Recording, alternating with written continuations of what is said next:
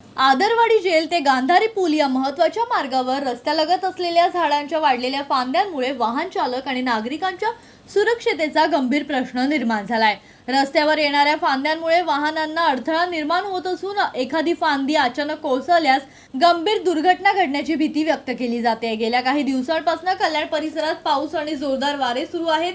याच काळात या मार्गावर झाडांच्या 2 फांद्या रस्त्यावर कोसळल्याची घटना घडली। सुदैवाने या घटनांमध्ये कोणतीही जीवितहानी झाली नसून मोठी दुर्घटना घडली नाही। मात्र वारंवार फांद्या कोसळत असल्याने प्रशासनाच्या उपाययोजनांवर प्रश्नचिन्ह उपस्थित झालाय।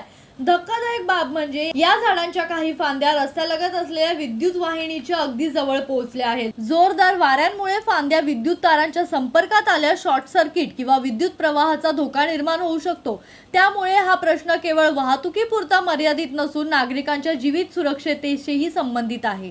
पावसाळ्यात झाडांच्या फांद्या तुटून पडण्याचा धोका अधिक वाढतो। त्यामुळे प्रशासनाने केवळ एखादी दुर्घटना घडल्यानंतर कारवाई करण्याऐवजी आता धोकादायक फांद्यांची पाहणी आणि छाटणी करावी अशी मागणी नागरिकांकडून करण्यात येते।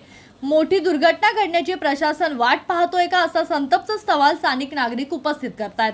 संबंधित विभागाची तातडीने पाहणी करून धोकादायक फांद्या हटवण्यात याव्या। विद्युत वाहिन्यांजवळील झाडांबाबतही आवश्यक ती उपाययोजना करावी अशी मागणी जोर धरतीये। राहुल कारभारी, जनशक्ती कल्याण।